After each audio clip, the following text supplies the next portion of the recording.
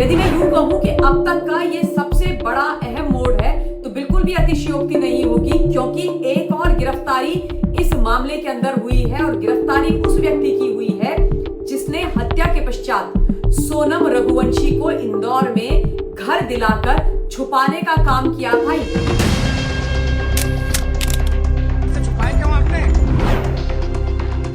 शेलॉन James जो कि एक प्रॉपर्टी डीलर है, उसको अरेस्ट किया गया है। इन्वेस्टिगेशन में आए हुए एविडेंसेस के आधार पर। नमस्ते भारत, आप सभी लोगों के बीच में एक बार फिर से मैं उपस्थित हो गई हूं। तो निवेदन वही कि इस वीडियो को लाइक कीजिएगा, अंत तक देखिएगा, शेयर कीजिएगा और बेल आइकन को हिट करते हुए मेरे चैनल को जरूर सब्सक्राइब कर लीजिएगा। हनीमून मर्डर मिस्ट्री हर दिन उलझती चली जा रही है। ये एक अनसुलझी पहेली बन गई है और इस केस को मैं डे 1 से ट्रैक कर रही हूं, लेकिन केस का सर और पैर बिल्कुल समझ में नहीं आ रहा है। ये जो सोनम रघुवंशी नाम की शातिर औरत है, इसका पल्ला पाना बड़ा ही मुश्किल पड़ता चला जा रहा है। यह औरत जात के नाम पर धब्बा है, यह मानवता इंसानियत के नाम पर धब्बा है। बेचारे राजा रघुवंशी को जिस तरीके से इन्होंने मारा, लेकिन उसके बाद भी इन्होंने क्राइम किए, वो सबूत मिटाए जो इस पूरे केस के लिए बहुत इंपॉर्टेंट एविडेंस थे। और ये मामले में हर दिन कोई ना कोई नया सनसनीखेज खुलासा हो जाता है। इस मामले में जब तक लगता है कि ओके अभी कोई एक छोर पकड़ में आया, तब तक वो छोर छूट जाता है और नया कोई धागा है इस पूरे कांड का हमारे हाथ में आ जाता है। अब एक बार फिर से एक नया बड़ा मोड़ इस पूरे के पूरे केस ने ले लिया है।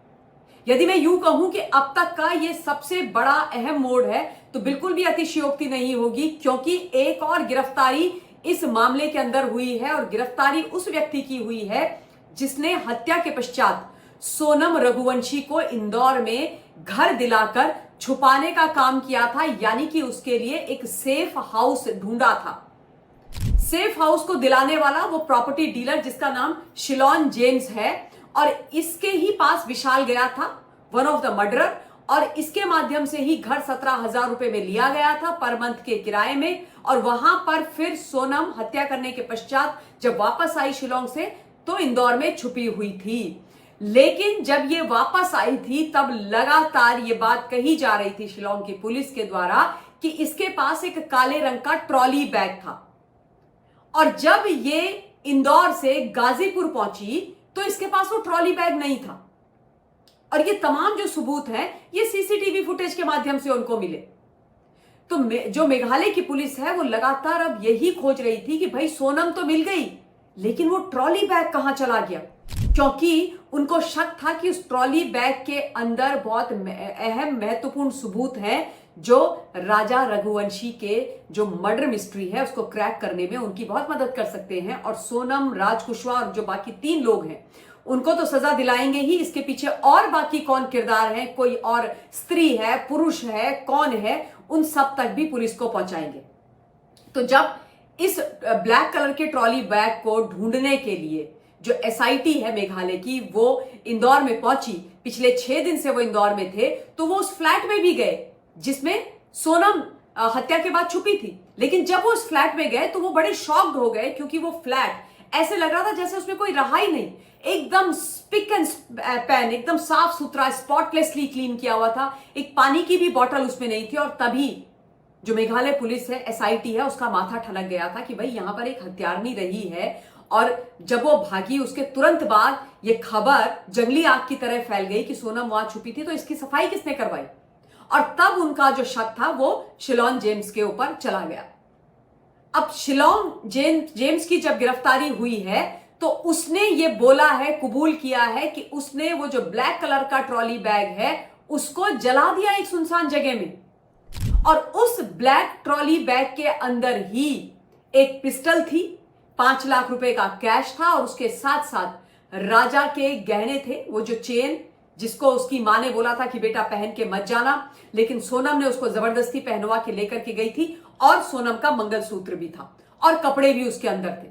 अच्छा, ये जो ब्लैक कलर का ट्रॉली बैग है, बैग जो इंदौर का ये घर है उसमें रखा हुआ है, ये स्वयं सोनम और राज कुशवाहा ने मेघालय की पुलिस को जब पूछताछ हुई थी तब बताया था कि भाई वो बैग वहां पर है। और उस बैग को खोजने के लिए जब पुलिस पहुंची और नहीं मिला, तब शिलोन जेम्स के ऊपर शक गया और शिलोन जेम्स की हरकतें भी सीसीटीवी में कैद हैं। सीसीटीवी फुटेज के माध्यम से उनको पता चला कि इस आदमी ने वो सारे के सारे जो एविडेंसेस हैं वो जला दिए। अब यहां पर बड़ा प्रश्न ये उठता है कि भाई इसने वो एविडेंस क्यों जलाए?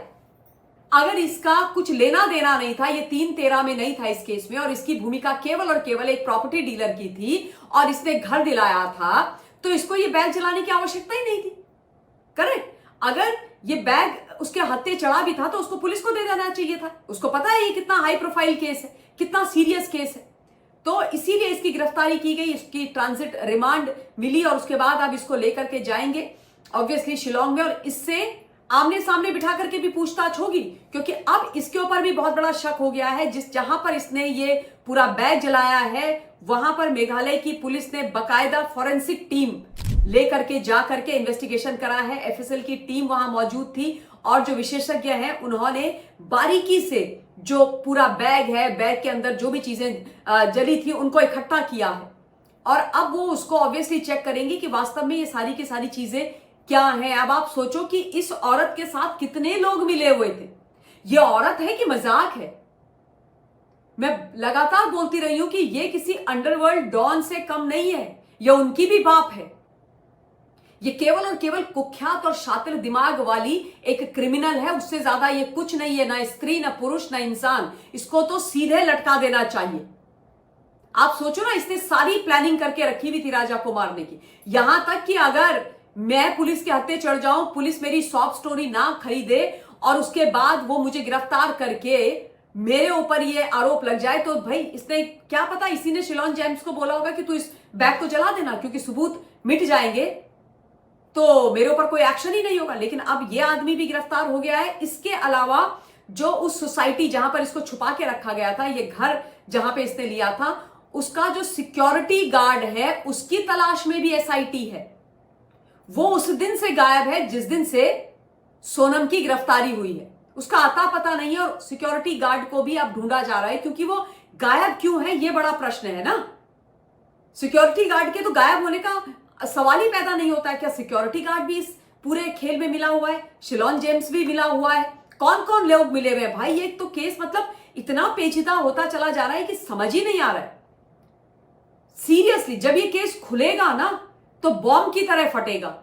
मैं बहुत सीरियसली आप लोगों से बोल रही हूं, इतना कॉम्प्लिकेटेड केस। क्या इनका इरादा क्या था? इन्होंने राजा को क्यों मारा? Again I am coming back to that question, जो मैं हर लाइव और हर वीडियो जो इस विषय पर बनाती हूं उसमें पूछती हूं कि मोटिव क्या था राजा को मारने का? ये सारे लोग राजा को क्यों मारने के लिए इकट्ठे हुए थे? राजा ने इन सब का क्या बिगाड़ा था भाई, है ना? अच्छा, मैं आपको यहां पर यह भी बता देती हूं कि ये बैग 31 मई को जो आकाश है मर्डरर, जिसने ये घर के पेपर्स वगैरह साइन किए थे, उसके घर से इस फ्लैट में ले जाया गया था जहां पर ये छुपी हुई थी। और ये जानकारी एसआईटी को उस ऑटो ड्राइवर ने दी है जिसमें ये बैग वहां ले जाया गया था। उसने बताया कि हां भाई, रात के समय पर यह बैग आकाश के घर से इस सोसाइटी में आया था जहां सोनम रह रही। और उसके बाद अब ये जो पूरा मामला है इसने एक नया ही मोड़ ले लिया है। अब ये केवल मामला मर्डर का नहीं रह गया है, ये जो मर्डर है, जो हत्या है, उसके जो अहम सबूत हैं उनके साथ छेड़छाड़ करने का मामला भी बन गया है ना। और एक्चुअली ये जब जांच एजेंसी कर रही है ना, वो भी हमारी तरह ही हैरत में पड़ी हुई है। उनको ये समझ में नहीं आ रहा है कि भैया हम किस डायरेक्शन में जाएं, क्योंकि हर बार वो आगे बढ़ते हैं, एक नया फ्रंट उनके सामने खुल जाता है और नए सिरे से वो उनको जांच आगे बढ़ानी पड़ती। बट खैर, hats off to Meghalaya police कि वो लगातार एड़ी से चोटी का जोर लगा करके इस केस के पीछे लगे हुए हैं और इस केस में नई फ्रेश गिरफ्तारियां कर रहे हैं। और कोई नहीं बचेगा, बिल्कुल नहीं बचेगा, ये आप देख लीजिएगा। ये मैं बात साफ साफ बोल रही हूं। और चाहे ये कोई भी ट्रॉली बैग को जलाने वाला हो, शिलोन जेम्स कोई हो, कोई भी हो, कोई बचने वाला नहीं है। यहां पर मैं दोबारा ये बोलती हूं कि अब तो इस व्यक्ति की भी जो भूमिका है वो बड़ी संदिग्ध है ना। अगर ये स्वीकार कर रहा है कि भाई मैंने जलाया है और सीसीटीवी में दिख रहा है, और अब तो फॉरेंसिक टीम ने सारा वहां पर जला हुआ जो मटेरियल है उसको कलेक्ट भी कर दिया है, तो अब इसके तो डंडे पड़ने चाहिए। इसकी सीरियसली मतलब थर्ड फोर्थ जो भी डिग्री होती है इस्तेमाल करो और पूछो कि तूने क्यों जलाया। तूने घर दे दिया था, तुझको तेरी ब्रोकरेज मिल गई थी, तेरा खेल खत्म हो गया था, तूने एविडेंस वाला सोनम रघुवंशी का काला बैग क्यों जलाया? यानी तू इस हत्या में शामिल है और एविडेंस को ध्वस्त करने का तो केस इसी पर लगेगा। पूरी जिंदगी अब ये भी चक्की पीसेगा, क्योंकि ये छोटा मोटा केस नहीं है भैया। एक मासूम लड़के को जिंदगी से निपटाने का केस है, एक परिवार को बर्बाद करने का केस है और एक खतरनाक मिस्ट्री है जो दिन ब दिन उलझती चली जा रही है। पर खैर, जो भी इस मामले में दोषी होगा, I am very very confident कि फाइनली मेघालय पुलिस उन तक पहुंचेगी। अब और भी यदि लोगों की गिरफ्तारियां होनी है तो वो भी होंगी। अभी वो जो इसकी समलैंगिक दोस्त है उसके बारे में भी कहा जा रहा है कि she was also part of this planning and plotting, if at all she is also part of it, तो भाई कोई नहीं बचेगा, उसकी भी गिरफ्तारी होनी चाहिए, उससे भी कस्टोडियल इंटरोगेशन होना चाहिए। राजा को न्याय मिलना चाहिए। राजा और उसका परिवार सच जानना और जस्टिस पाना डिजर्व करता है। और भगवान बचाए ऐसी कातिल, शातिर, खतरनाक, घटिया औरतों से, लड़कियों से भारतवर्ष के तमाम लड़कों को और परिवारों को। शादी करें, सोच समझ करके करें। वैसे तो इन राजा के परिवार ने भी, बेचारे ने सोच समझ के करी थी, अपने समाज के बीच में करी थी, पर किसी के माथे में थोड़ी ना लिखा होता है कि ये क्रिमिनल है। ये औरत तो शादी में एकदम सज धज के हीरोइन बनी हुई थी। ऐसा लग रहा था कि भाई ठीक है, अपनी जिंदगी बसाने जा रही है, और मन में इसके इतने खतरनाक प्लान्स चल रहे थे, इसके मंसूबे इतने डेंजरस थे। तो इसलिए you can't go on face value and it is very difficult to predict somebody's inner side or character by just meeting once or twice or finding out about that person. तो जो भी अब इस मामले में और डिटेल्स आएंगी वो भी मैं आप लोगों के बीच में रखूंगी। इस समय इस वीडियो के लिए इतना ही। बहुत बहुत धन्यवाद। जय हिंद।